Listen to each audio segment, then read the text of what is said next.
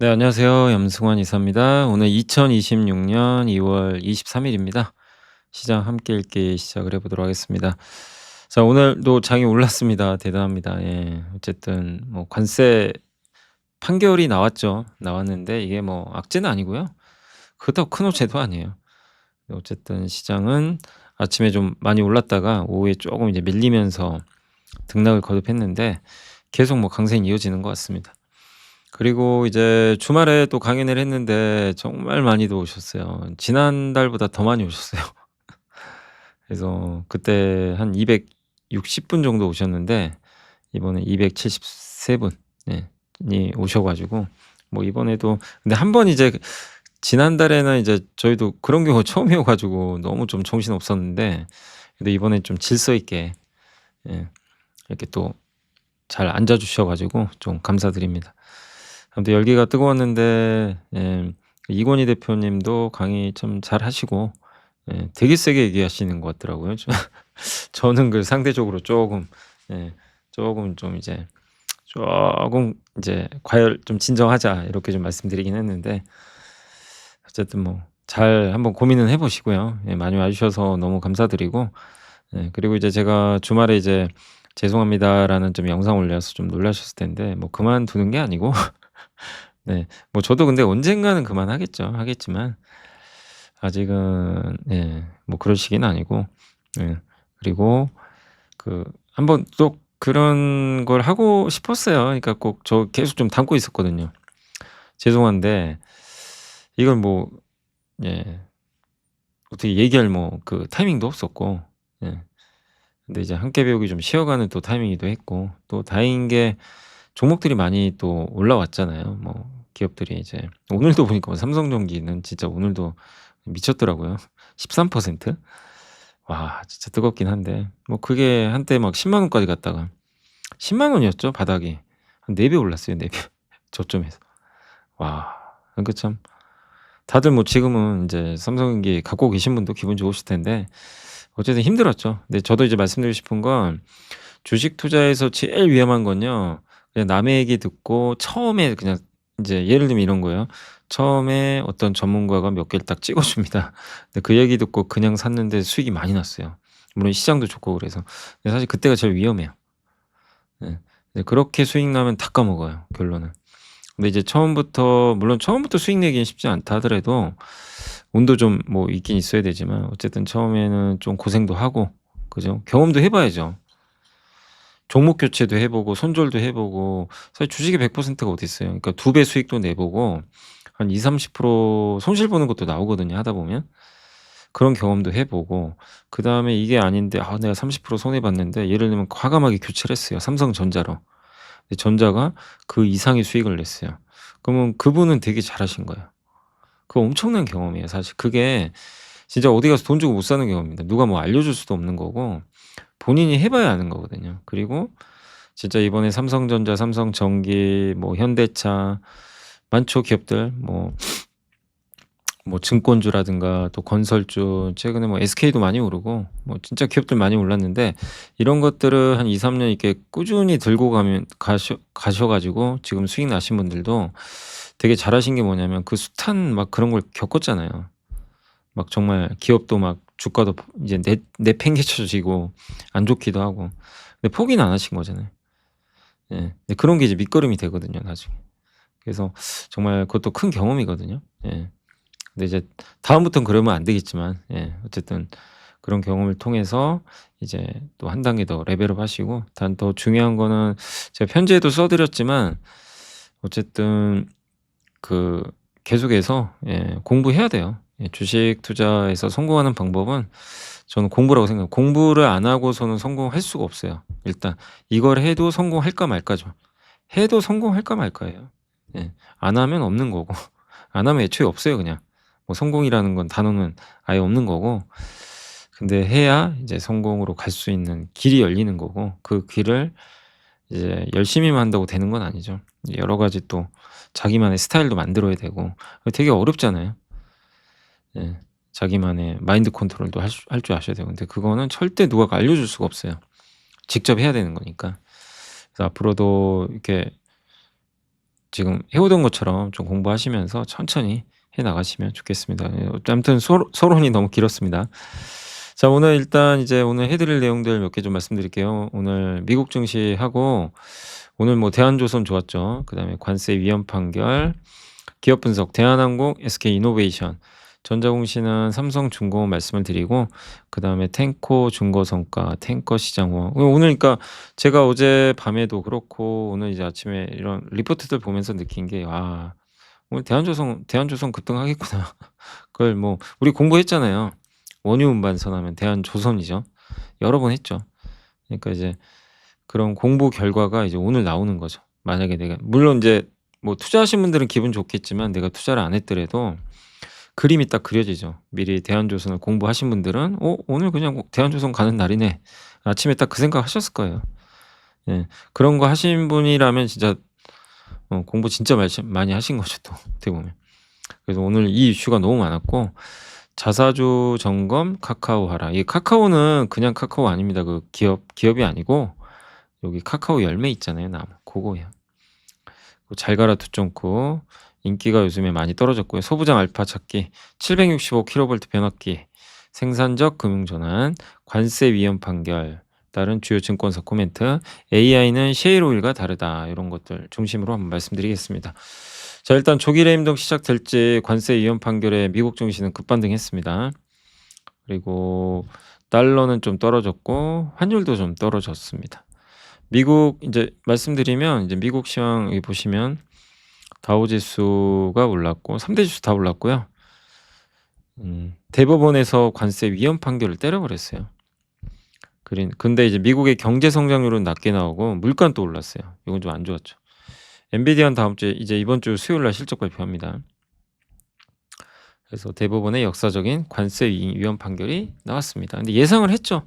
관세 위헌일 거라고 예상을 안 한 건 아니죠. 그래서 저 판결 나오고 미국이 이제 올라가 버린 거예요. 미국이 급반등에 성공했습니다. 그리고 넘어갈게요. 웨드부시의 댄 아이버스 관세 철폐는 기술업계의 순호재다. 하지만 트럼프 대통령의 대체 관세 발표로 불확실성은 계속된다. 엔비디아 실적이 다음 주 시장 방향을 결정할 거다라고 이제 내용이 있습니다. 자 대법원 트럼프 IPA 관세 위헌 판결 6대3 판결로 트럼프 행정부 핵심 경제 정책에 이제 타격을 줄 수 있다 이런 내용인데 미국 대법원이 이제 금요일 트럼프 대통령이 국제 비상 경제 권한법을 근거로 부과한 이제 광범위한 관세가 위헌이라 판결을 내렸죠. 네. 그래서 이 법에 의해서 관세를 때린 거는 위헌이다. 왜 그걸 대통령이 하냐? 의회가 해야죠. 요거예요. 트럼프는 이제 뭘 했냐면 바로 15% 관세를 때려 버립니다. 예. 그래서 이번 판결의 영향은 어쨌든 이제 무효화됐고 다만 바뀌는 건 없어요. 바뀌는 건 없어요. 예. 그냥 이게 무효된 상태로 가면 좋은데 그건 아니죠. 깊이 실망했다. 뭐 이런 얘기했고 10% 였어요 당시에. 근데 15로 올렸습니다. 최대 무역법 122조에 의하면 대통령은요 최대 150일 동안 5달 동안 15% 관세를 그냥 다 때려버릴 수가 있어요. 이제 그렇게 나온 거죠. 그래서 요건 조금 더 자세한 건 이따 말씀드릴게요. 미국 GDP는 별로 안 좋았어요. 근데 셧다운 때문에 그래요. 그 내용은 나쁘지 않아요. GDP 성장률은 예상이 2.5니까 안 좋게 나왔죠. 물가는 예상보다 높아요. 2.9에서 3.0. 근데 소비 지출도 견조했고 뭐 나쁘지는 않습니다. 내용은. 자 아무튼 연준은 딜레마에 빠졌다. 예. 뭐 셧다운은 해롭다. 뭐 이런 얘기도 있고 근데 물가가 잘 안 내려간다. 요런 좀 부담스러운 부분도 있었던 것 같습니다. 2025년 연간 성장률은 2.2%로 전망을 하고 있고요. 예. 작년보단 성장률 떨어지지만 근데 저는 어쨌든 이 트럼프 입장에서 성장률을 어떻게든 끌어올려야 되거든요. 그래서 부양책들이 좀 나오지 않겠냐 이렇게 보고 있습니다. 자 이번 주는 엔비디아 실적 발표가 제일 중요하고 수요일 날 삼성전자 갤럭시 S26 공개됩니다. 목요일은 한국은행 금통위가 열려요. 특징주는 엔비디아도 올랐고 마이크론도 좀 올랐어요. HBM 수요가 향후 10년간 공급을 상회할 거다. 알파벳도 급등했습니다. 최근에 제미나이 3.1% 신모델이 나왔어요. 평가가 괜찮습니다. 아마존도 급등했고 대법원 관세가 이제 위헌 판결이 위헌이다라고 판결한 게 호재였고 해외에서 수입을 많이 하니까요. 웨이페어는 가구 수입 업체 여기도 호재죠. 크라우드 스트라이크는 보안 회사인데 엔트로픽이 이번엔 클로드 AI에서 새로운 보안 기능을 또 발표를 했대요. 이제 보안마저도 그 AI가 대신하는 거냐. 근데 이거는 이 뭐죠? 어떤 소프트웨어나 뭘 개발할 때 필요한 AI를, 그러니까 그 뭐죠? 예, 보안을 얘기하는 거고, 크라우드 스트라이크는 운영을 하는 거거든요. 기존의 소프트웨어를. 그 개념이기 때문에 다르거든요. 사실 악재라고 볼 수는 없어요. 근데 지금은 뭔가 AI가 이거를 잠식한다 그러면 그냥 난리가 납니다. 그래서 저는 좀 너무 이건 좀 과한 거 아닌가. 보안 회사까지 침투할 가능성은 별로 없어 보이는데 좀 시장은 놀랐고, 코어웨이브는 이제 뭐 엔비디아 칩 받아 가지고 그거 임대해 주는 회사인데 신용도가 좀 우려된다. 뭐 이런 내용 나오면서 좀 안 좋았습니다. 그래서 미국은 여기서 말씀드리고, 오늘의 차트는 요겁니다. 원유 운반선. 예전에도 한번 소개해 드렸던 내용이긴 한데, 배보다 비싼 배, 중고성과 역전이 알리는 원유 운반선의 호황. 그래서 여기 보시면 이제 그 옅은 파란색이 중고성가예요. 그다음에 진한 파란색이 신조성가. 신조성가는 새로운 선박이죠. 그러니까 신차가 중고차보다 싸진 거예요, 지금. 여러분 이게 상상이 안 가시죠? 아니 중고차가 더 비싸요. 그런 적이 있었죠. 코로나 때. 차가 없어 가지고, 차 공급이 안 돼 가지고. 그래서 이때 상승, 여기도 물론 요때 잠깐 또 한번 오른 적이 있는데 이때는 짧게 끝났고, 요때 중고성과가 신조성과 뚫으면서 난리가 났죠. 급등. 또 뚫었어요. 되게 드문 케이스예요, 사실. 이런 일이 또 발생했습니다. 그러니까 최근 선박 시장에서 아주 흥미로운 데이터죠. 가격 역전. 왜 그럴까요? 원유 운반선이 지금 당장 필요한 거예요. 왜냐하면 선박은 만드는데 3년 걸려요.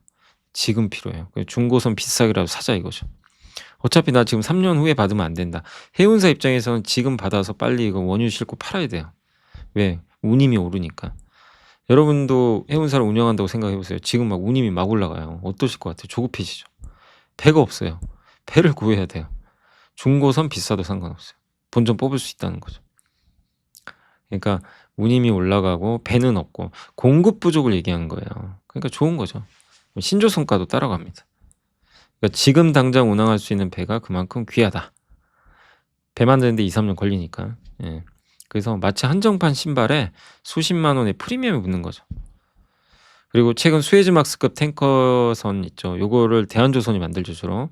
중고선가가 2007년 이후 처음으로 신조선가. 저거는 이제 전체 선박 가격이고, 아까 위에 보여드린 건 요거는 이제 탱커선 중에서도 좀 작은 거. 수에즈막스급. 수에즈 운하를 통과할 수 있는 급이죠. 근데 얼마나 선박 부족 현상이 심각한지 알려주는 거죠. 중고선가 뛰어넘은 거죠. 그래서 지정학적 리스크, 뭐 전쟁 이슈라든가 또 이번에 이란 리스크도 있죠. 그리고 요거 이제 한국투자증권의 최고원 연구원도 이렇게 그 텔레그램에 쓰셨더라고요. 보니까 전 세계 탱커 선단의 19%가 사실상 그림자 선단으로 묶여 있대요. 그러니까 저기는 영업을 못 해요. 19%는 그냥 없는 거예요, 어떻게 보면.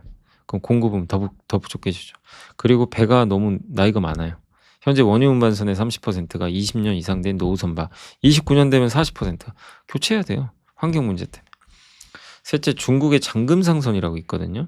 여기가 나오는 그 VLCC 초대형 원유 운반선은 중고선 시장에서 싹쓸이하고 있답니다. 물량이 잠기는 거죠. 반도체나 이거나, 그러니까 지금 잘 나가는 업종은요 다 공급 부족입니다.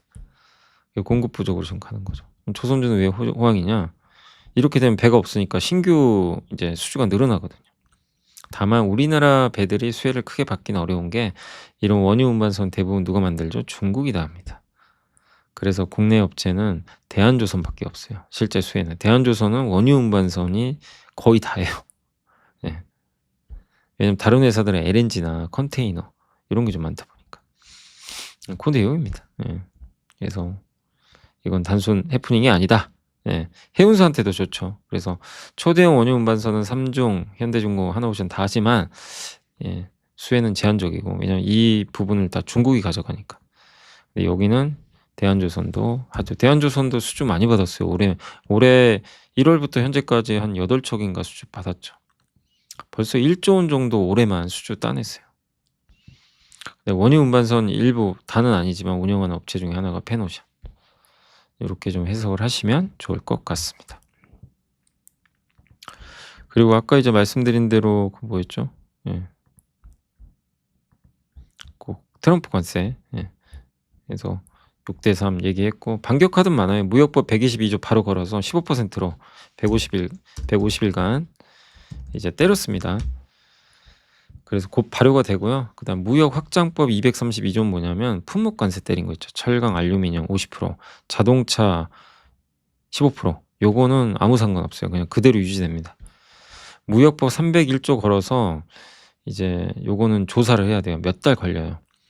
너네 나라가 우리나라랑 불공정 무역한 거 아니냐 조사하는 거예요. 그래서 그게 밝혀지면 관세 때려버립니다. 1기 때 대중국 관세 근거였어요. 근데 이거 하는데 시간 많이 걸려요.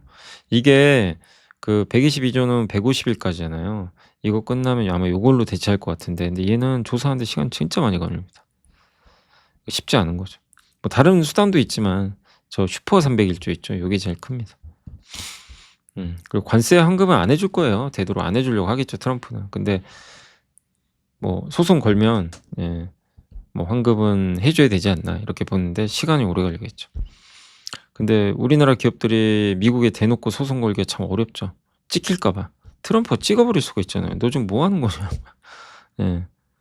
그러니까 참 이게 힘들어요. 사실 이 부분도. 만만치 않은 거죠. 기업 입장에서 그렇다는 거죠.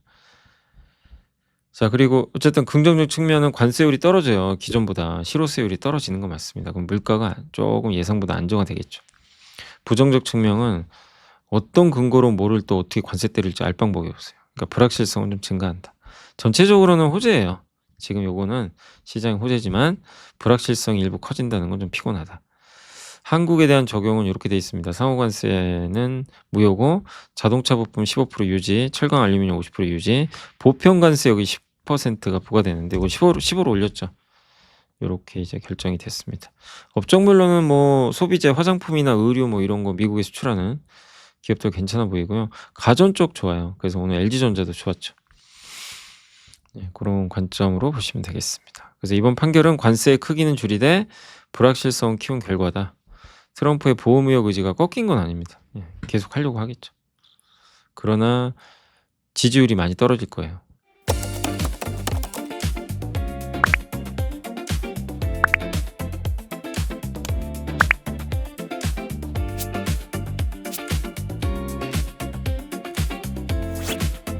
지식이 복리로 쌓이는 투원투게더. 그래서 동력을 얻기가 좀 만만치 않은 그런 구간으로 전개가 되는 것 같습니다. 그리고 오늘 23일 이제 기업 분석 대한항공부터 좀 말씀을 드릴게요. 자, 대한항공 이제 10년 전부터 글로벌 항공사들이 좌석과 클래스를 세분해 왔었고 대부분의 국적 항공사가 퍼스트, 비즈니스, 프리미엄 있고 이 프리미엄 이코노미가 들어가 있는데 대한항공은 이게 없어요. 그래서 이제 이 운영의 효율성이 떨어지는데 아마 아시아나항공과 이제 통합을 하고 나면 이게 본격화될 것 같고 그리고 우리가 좀 주목해야 될 거는 이제 우주항공 사업부죠. 매출액이 31% 증가했고 요거는 아직 실적에는 많이 반영은 안 됐죠. 그래서 우주항공 이거 방산이에요. 뭐 헬기라든가 뭐 전투기라든가 이런 데 들어가는 또 유지보수 이런 사업도 하고 있고 그래서 연간 항공우주 사업부가 앞으로 2.1조까지 매출이 나올 걸로 보고 있습니다. 이제 꽤 많은 비중을 향후에 차지할 것 같고 그래서 28년 기준 전체 항공우주 사업부 영업이익률은 한 5%대로 가정하면 여기서 나오는 최소 기업 가치는 1.6조. 그 다음에 대한항공이 아시아나랑 합병하면 13조 8조까지 이제 그걸 뺀 가치가 10.2조인데 아시아나랑 합병하면 13.8조. 여기에 항공우주가 더하면 15.5조. 지금 한 10조 정도 되죠. 10조 좀 넘죠. 그래서 현재 시가총액 대비해서 업사이드는 65%. 물론 아직은 이제 항공우주 사업부의 수익성과 타임라인을 아직 진작하기 좀 어렵지만 아시아나항공과 합병 이후 전략 방향성이 구체화되지 않은 점은 감안하자. 그러더라도 목표 주가 올린다. 네, 사실 그동안 못 올랐고 환율 때문에 발목이 잡혀 있었는데 이제 환율은 점진적으로 우하향될 가능성이 높아졌습니다. 그리고 달러가 약해지고 있어요. 위안화는 강해지고. 그래서 더 나쁠 거는 없고 오늘 좋았죠. 자, SK이노베이션 하나증권에서 윤재성 연구원이 지난달부터 계속 얘기를 해요. 이노베이션도 달라진다, 달라진다. 그래서 이노베이션 좀 고생하신 분들 희망을 좀 가져 보시고 사업 포트폴리오를 재편을 합니다. 베트남의 뀨납 1.5 기가와트 LNG 발전 사업의 사업자 선정을 발표했는데 SK 이노베이션이 베트남의 국영 석유가스 그룹 있죠. 거기 밑에 있는 발전사인 PV 파워랑 나수와 이게 서로 합작을 해서 컨소시엄 맺어서 3.3조 원 정도 되는 이 가스 복합 화력 발전소 있죠. 예, 거기랑 LNG 수출입 이제 LNG를 사고 팔 수 있는 싣고 나를 수 있는 터미널 전용 항만을 짓는 대규모 인프라 구축 사업을 한다고 합니다. LNG 이 터미널을 짓는 거예요, 거기다. 그래서 27년에 착공, 2030년에 발전소 준공 터미널. 그리고 회사가 북미, 호주 가스전도 보유하고 있고 LNG 발전 사업 이미 해본 경험들이 많거든요. 우리가 SK 원하면 정유랑 그것만 생각하죠. 배터리 아닙니다. 예, SK ENS가 하더니 천연가스 사업도 잘하는 업체죠. 그래서 이런 전력 변화는 일본 최대 LNG 업체인 제라 혹은 슈퍼 메이저와 전력 방향이 비슷하다. 쉐브론과 엑슨모빌도 하이퍼스케일러, 마이크로소프트나 구글 같은 기업들을 대상으로 한 대규모 가스 발전소 건설을 계획 중이고 사우디 아람코는 역사상 최초로 LNG 사업에 진출할 계획이라고 합니다. 이 제라는 자국 내 LNG 수요 감소를 메우기 위해서 이미 동남아에 이 터미널과 발전소를 구축 중에 있대요. 그러니까 선도 업체들은 이미 이런 사업들을 하고 있고 SK 이노베이션과 이들을 쫓아가는 거죠. 제일 걱정거리가 SK온이잖아요. 정말 너무 적자가 심하니까 작년에도 1조 원 가까이 까먹었거든요. 근데 이제 최근에 공장 청산도 하고 그리고 그 4.2조 원 규모의 손상 차손을 4분기에 이미 인식을 했기 때문에 손실을 이제 반영을 한 거죠. 그래서 올해는 적자폭은 축소된다. 그래서 SK 이노베이션 시총 21.5조인데 ENS 합병에 따른 시총 상승분을 제거하면 시총이 현재 SOE가 똑같아요. 그러니까 이거는 좀 그런 거죠. 2배 가까이 정제 석유화학 설비가 더 크고 자원 개발한 또 배터리 사업 가치도 있는데 이거는 좀 너무 과할 정도로 저평가돼 있다. 이렇게 보는 것 같아요. 그래서 저도 회복하는 데 한 표를 주고 싶고 못 갔죠. 그리고 단순 반등으로 보지 마시고 요런 내용을 읽어 보시면 '아 이게 이노베이션이 그냥 단순 반등 아니구나.'라는 거를 우리가 느낄 수 있습니다. 그래서 이노베이션도 한번 주가 요새 좀 살아나죠. 근데 너무 못 갔죠. 보시면 한번 차트 보시면 진짜 못 올랐죠. 아니 주가 지수는 저 위에 날아가 있는데 그러니까 좀 내용은 좋아지는 것 같아요. 그래서 좀 부활했으면 좋겠고 아까 설명드린 대한항공도 이제 못 갔었죠, 사실. 근데 오늘 드디어 간 거예요. 이제 드디어 차트상 보면 직전 고점을 뚫어버렸죠. 정말 기나긴 박스권. 예. 근데 다만 여기서 얼마만큼 우상할지는 이란 전쟁이 달려 있어요. 만약에 여기서 이란 전쟁 나면 또 빠지겠죠. 그건 불가피하지만 그것만 아니라면 이제는 조금 덜리는 모습도 나오고 있다라고 보시면 되겠습니다.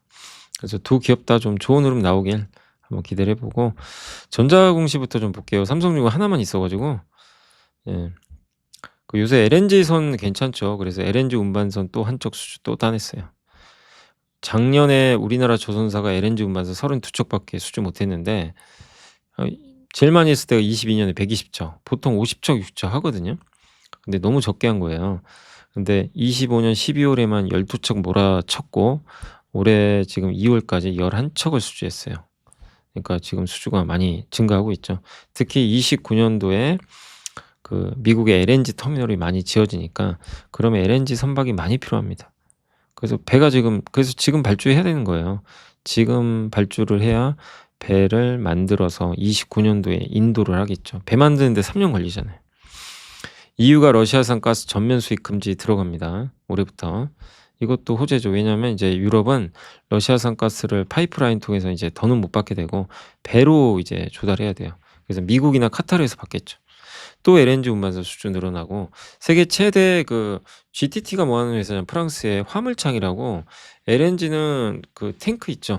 연료 탱크 아니 그 보관 탱크 거기에 담아야 돼요.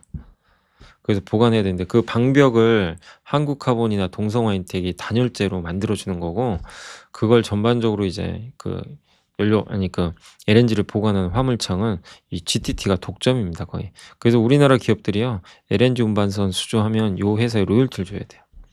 국산화하려고 했는데 잘 안 됐어요. 근데 그 회사가 뭐라 그랬냐면 올해 150 척이 나올 거다. 엄청난 일이죠. LNG 운반선 발주가. 물론 우리가 다 따내는 건 아닌데 한국이 대부분 따내겠죠. 엑슨모빌도 얼마 전에 지난주에 한번 설명드렸죠. LNG 운반선 이제 신조 수요 때문에 발주하는 게 20척에 달할 수도 있다. 삼성중공업은 이제 올해 수주 목표가 139억 달러인데 현재 15억 달러 정도 했고요. LNG 운반선 3척 정도 했고 고르게 하고 있는데 지난 4분기 실적도 좋았고 특히 해양 플랜트 강자입니다. FLNG 바다에서 가스를 캐 가지고요. 요거를 액화시켜서 배에 실어서 보내는 거. 그게 FLNG인데 세계 최고 수준이고 제가 한번 그림 그려 봤어요. LNG 운반선 수주 단가를 다 찾아봤거든요. 그래서 이 그림이 요겁니다. LNG 운반선 수주 단가 척당 좋았다가 좀 정체 보이고 꺾였다가 지금 다시 올라왔어요. 28년도의 물량인데 가격이 29년치보다 비싸요. 이거는 누군가 지금 급한 거예요. 급하게 발주한 거예요.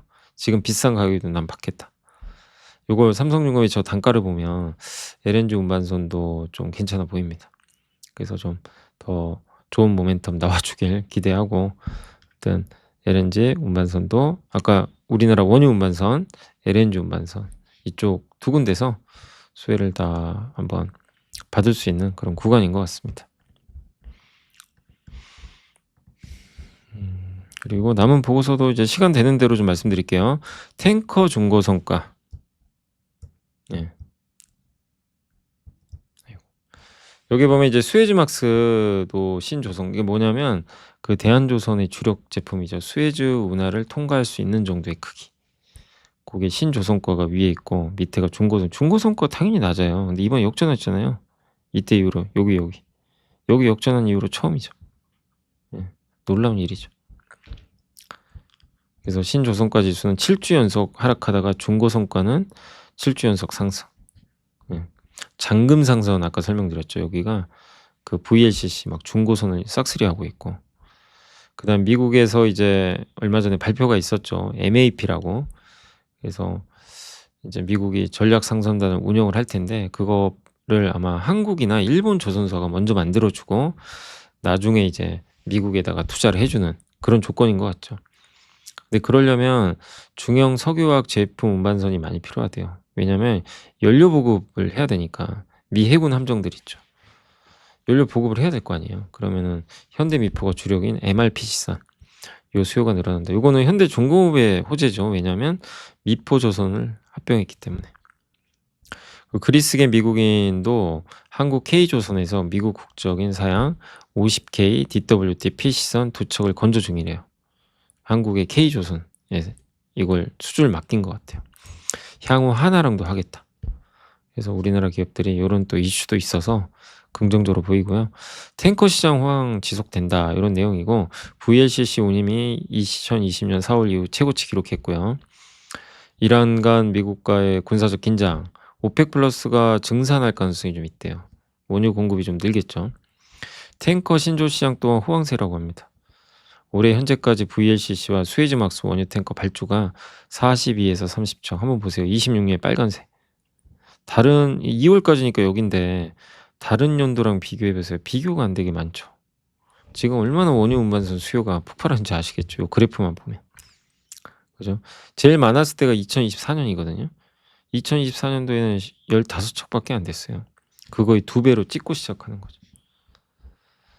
그러니까 지금 원유 운반선이 이런 그래프를 보면 명확하게 좋은 거죠. LNG도 마찬가지고 지금 아까 엑슨모빌, 아까 GTT 얘기도 있고 여기 총 150척 필요하다. 노후선대 교체도 해야 된다.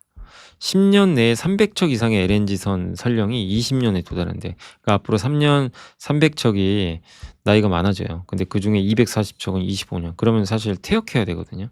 배를 바꿔야 되는 수요도 꽤 될 거다라는 내용입니다. 자, 음식료는 간단합니다. 카카오 아시죠? 열매. 가격이 급락하고 있습니다. 카카오의 통당 3,000달러. 옛날에 10,000달러 넘었어요. 이게 넘어가면 뭐가 안 좋냐면 초콜릿 만드는 기업들이 있죠. 롯데웰푸드, 오리온한테 안 좋아요. 근데 지금 반대가 된 거죠. 생각보다 좀 빠르게 떨어지고 있대요. 그러면 실적이 좀 개선되겠죠.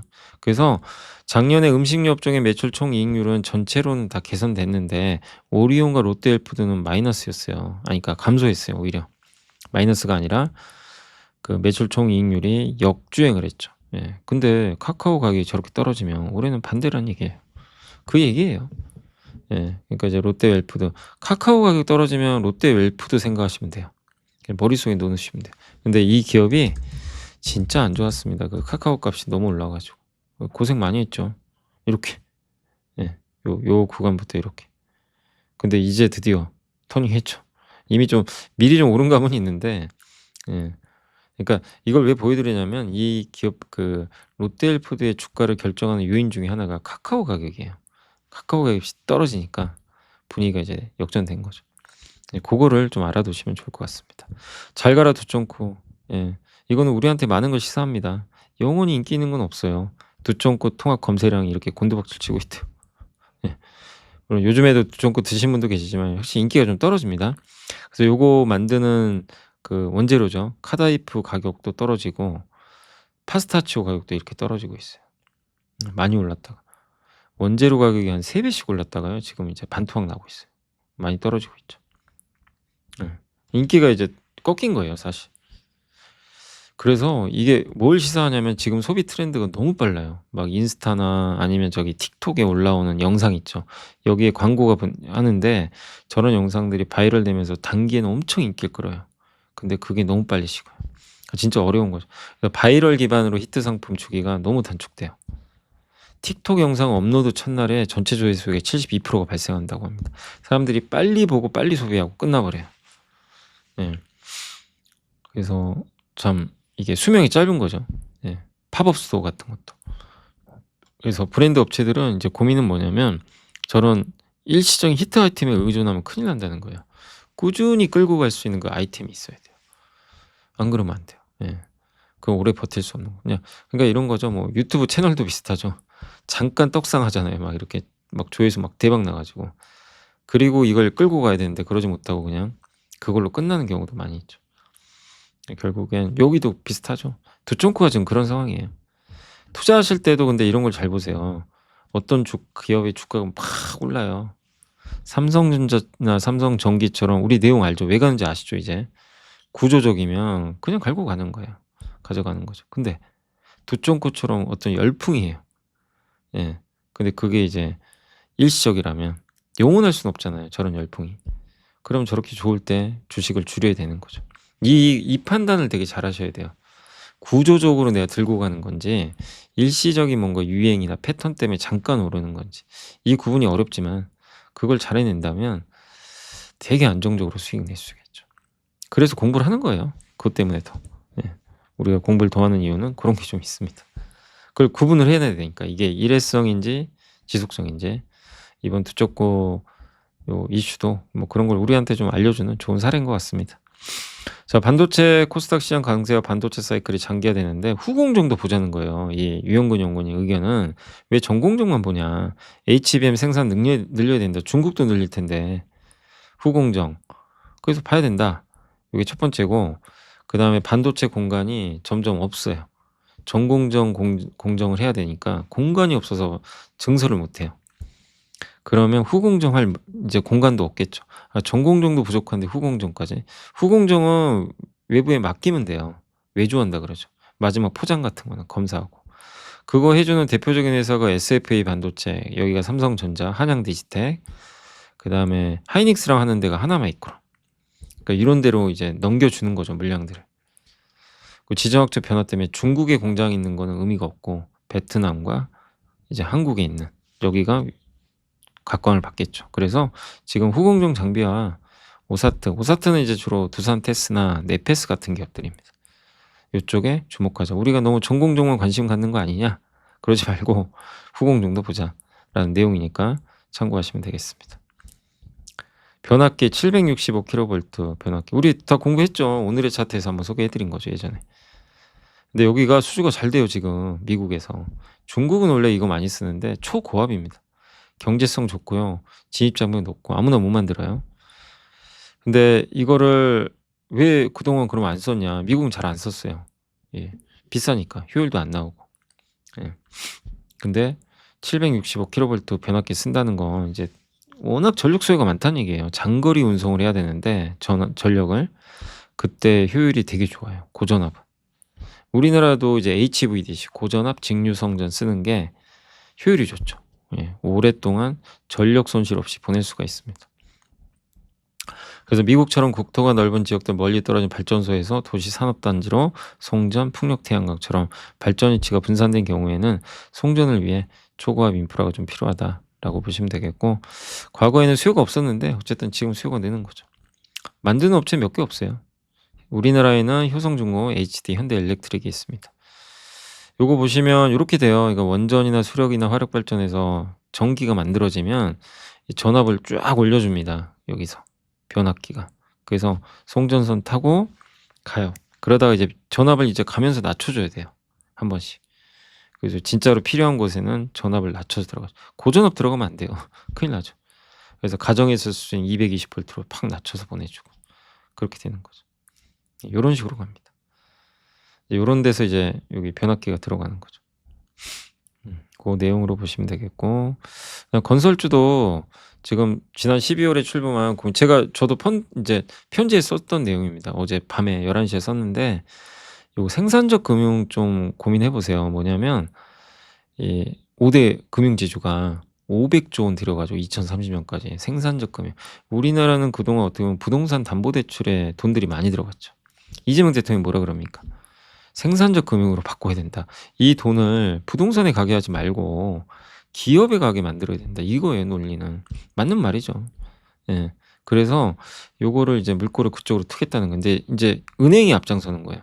그래서 이번에 국민성장펀드가 나왔는데 1호 사용처가 신한우이 해상풍력발전사. 요거 주도적으로 하는 회사가 어디예요? SK 이터닉스죠. 요새 주가 많이 갔죠. 다 연결돼요. 그래서 이런 일이 이제 앞으로 많이 나올 겁니다. 그래서 금융주선 요거를 이제 KB금융지주가 한 걸로 알려졌고, 현대건설도 생산적 금융 협력 위한 MOU를 신한은행과 맺었다고 합니다. 건설사가 이제 할 역할이 많아요. 개발회사, SK 이터닉스, 또 건설사 중에 대표적인 현대건설, DLENC, GS건설, HD 현대산업개발 많죠. 뭐 대우건설, 금호건설, 예, 많이 있어요. 이런 기업들이 요런 이제 생산적 금융의 수혜를 받을 겁니다. 저걸 받아서 뭘 만들어내야 되거든요. 물리적 변화. 그러니까 산업의 흐름이 변화하면 물리적 변화가 뒷받침된다고 합니다. 그러니까 건설업은 이러한 전환의 시기에 가장 수요가 폭발하는 산업이다. 무엇이든 뭘 만들어내야 되니까. 무형이 아니라 유형 자산을 만들어내야 되잖아요. 그래서 150조 원 규모고, 이게 일회성 아니죠. 그래서 건설사 입장에서는 장기적으로 반복적인 수익을 낼 수 있는 그런 마지막 골든타임이다. 그러니까 올해 주택 경기도 좀 나아질 것 같고, 여기에 국민성장펀드, 그리고 뭐죠? 이름이 뭐였죠, 이게? 생산적 금융, 예, 지원. 요거를 또 IBK에서도 기업은행이죠. 여기서도 300조 원 정도 여기에 돈을 넣겠다. 이렇게 좀 한 거죠.